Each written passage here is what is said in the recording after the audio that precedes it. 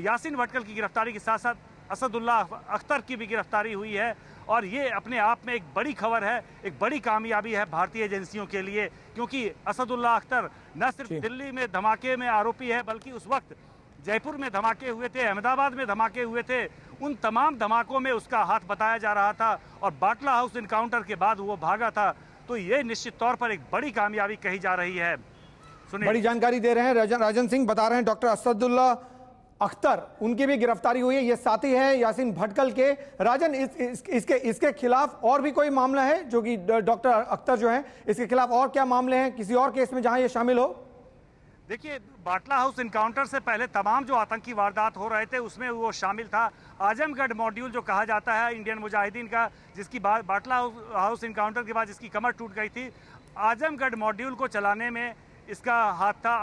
Azamgarh module का एक बड़ा प्लेयर माना जाता था असदुल्ला अख्तर, लेकिन जब बाटला हाउस इनकाउंटर हुआ था तो वो एक बार भारतीय एजेंसियों के रडार से बाहर हो गया था, वो भाग गया था।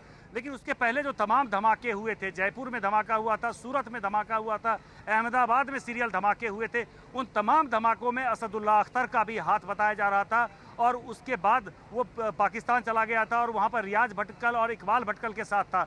लेकिन रियाज भटकल और इकबाल भटकल जो बताया जाता है कि यासीन भटकल के चचेरे भाई हैं और जो इंडियन मुजाहिदीन के प्रमुख हैं, लेकिन यासीन भटकल और उसके बाद ऑपरेशन की कमांड संभाल रहा था। अब जबकि यासीन भटकल नेपाल के रास्ते भारत में घुस रहा था, उसके साथ असदुल्ला अख्तर भी था और वो दोनों भारत में घुसकर एक बार फिर से बड़े आतंकी वारदात को अंजाम देने की कोशिश कर रहे थे।